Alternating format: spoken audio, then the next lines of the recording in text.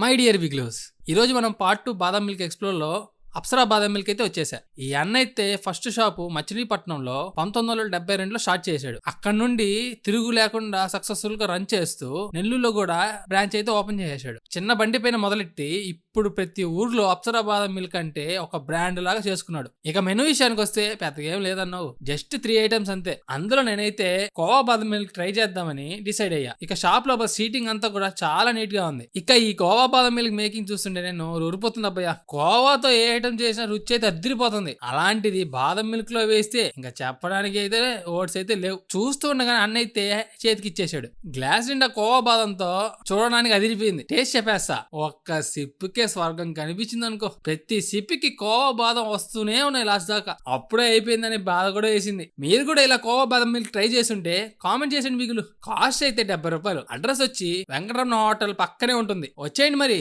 సరే అయితే ఇంకో వీడియోలో కలుసుకుందాం బిగులు. సరే పడుకో, ఏముందిలే ఇంకా.